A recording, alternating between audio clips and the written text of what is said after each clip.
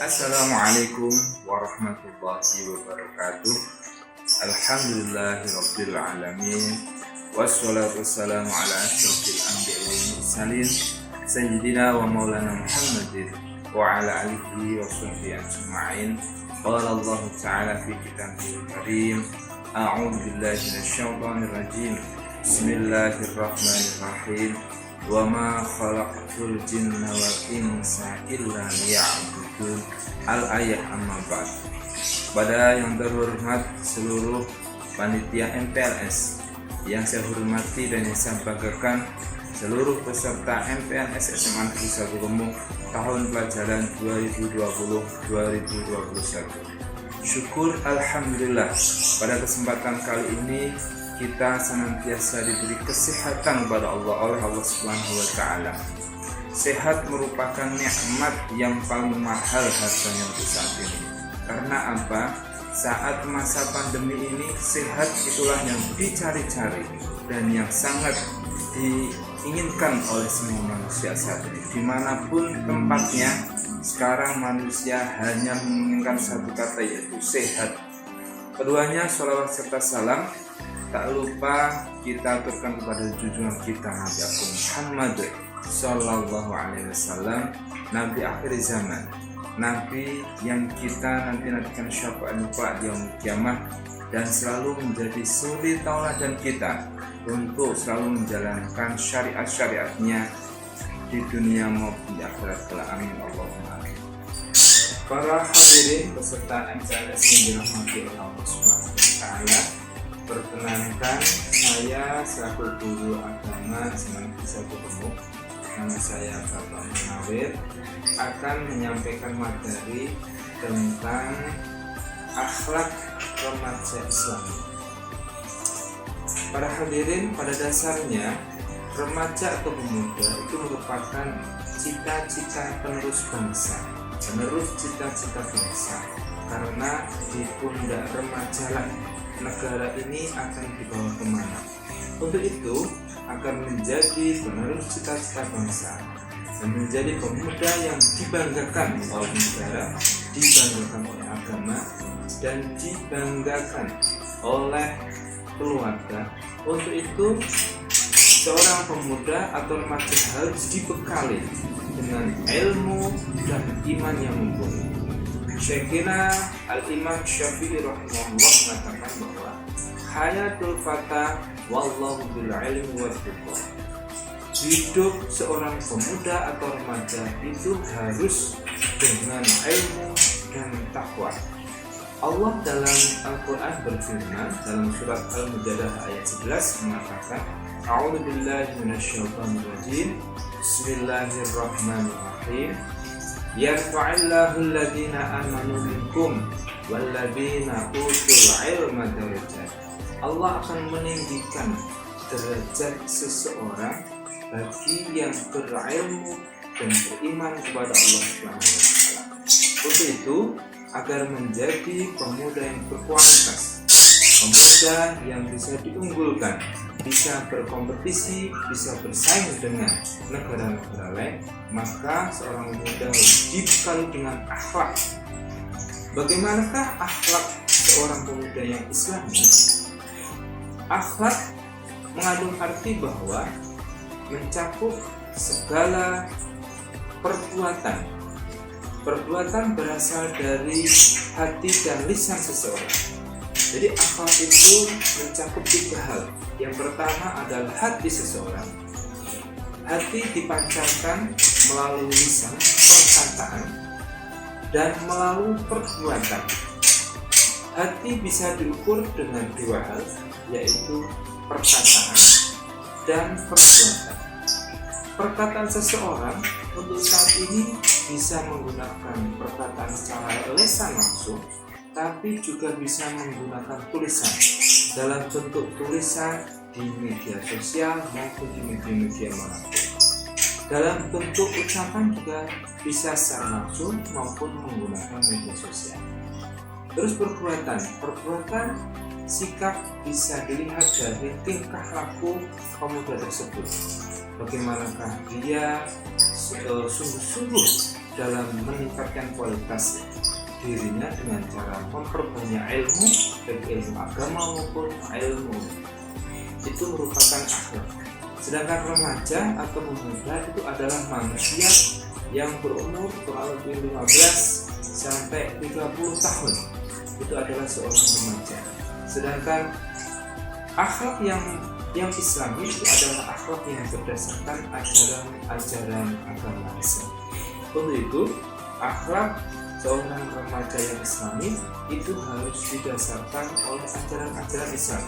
Tidak hanya didasarkan oleh etika, tapi juga harus didasarkan oleh ajaran-ajaran Islam yang berdasarkan pada Al-Quran dan hadis Nabi Muhammad Sallallahu Alaihi Wasallam.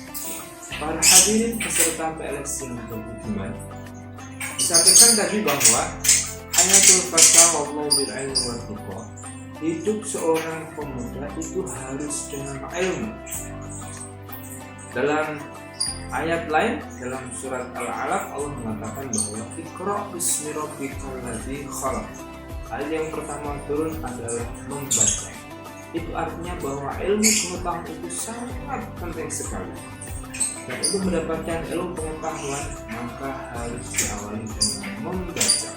Saat ini kita dihadapkan oleh masa-masa yang sulit, yaitu masa pandemi, di mana-mana kita dihadapkan oleh virus 19 atau virus COVID-19.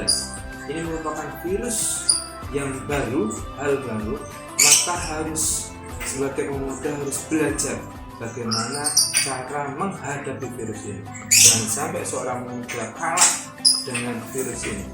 Maka sesuai saran pemerintah kita harus mengikuti protokol kesehatan yang sudah disampaikan oleh pemerintah.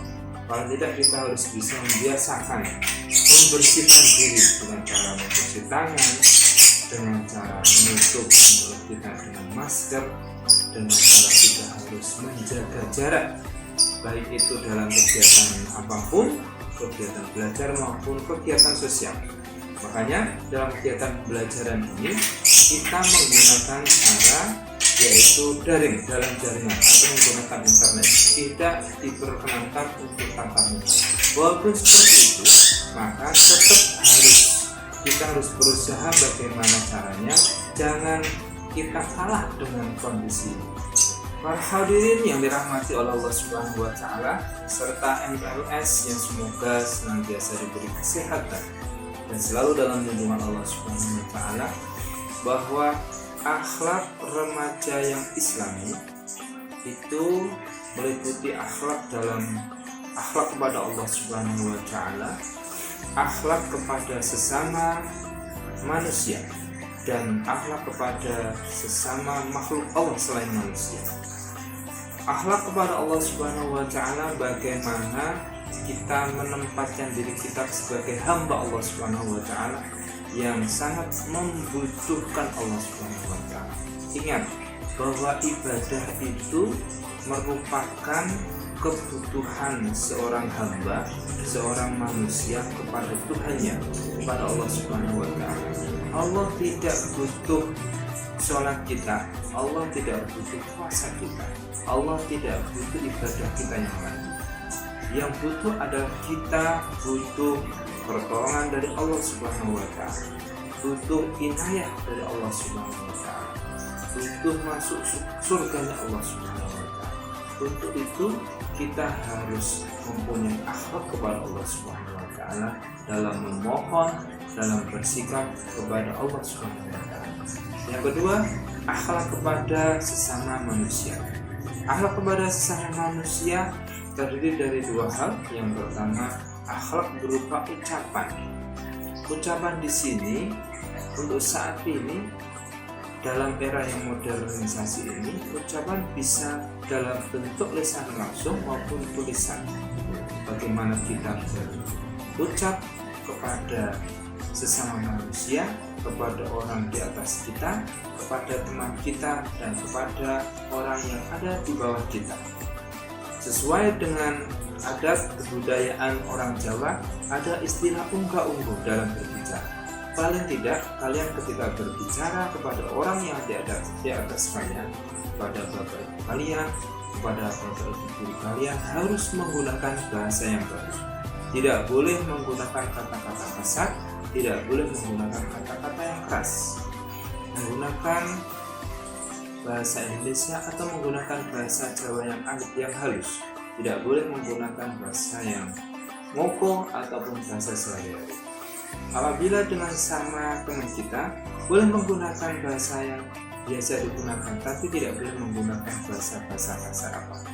Pada orang yang ada di bawah kita, pada orang yang berada umurnya lebih muda daripada kita, harus dengan bahasa kasih sayang. Tidak boleh menggunakan bahasa yang kasar. Apalagi ketika kita berkomunikasi di sosmed, jangan menggunakan istilah-istilah yang kasar. Jangan dibiasakan menggunakan status, membuat status yang tidak baik, status yang negatif, status yang menggunakan kata-kata kasar, ataupun percakapan yang menggunakan kata-kata kasar. Karena apa? Dengan lidah, dengan perkataan seseorang bisa masuk surga. Tapi dengan lidah juga, dengan perkataan juga, seseorang bisa tergelincir ke nerakanya Allah Subhanahu wa Ta'ala. Dengan kata-kata, orang bisa menyakiti orang lain dan itu tidak akan terhapuskan. Sakitnya senjata mengenai tubuh kita itu bisa sembuh, tapi ketika kata-kata yang sudah menyakiti seseorang tidak bisa disembuhkan sampai akhir. Yang kedua, akhlak dengan perbuatan seseorang harus melihat situasi dan kondisi siapa yang dihadapi kita. Saya ambil satu contoh, paling tidak ketika kita berhadapan dengan orang tua kita, bagaimana kita bersikap. Ketika kepada guru kita, bagaimana kita bersikap. Saya ambil satu contoh, yaitu ketika kita berjalan di hadapan bapak ibu guru kita, di hadapan orang tua kita, harus menggunakan istilah amit-amit, harus dengan posisi yang menunduk. Tidak boleh kita berjalan di depan orang tua kita, di depan bapak ibu guru kita dengan seolah-olah paling gagah sendiri menyombongkan diri kita.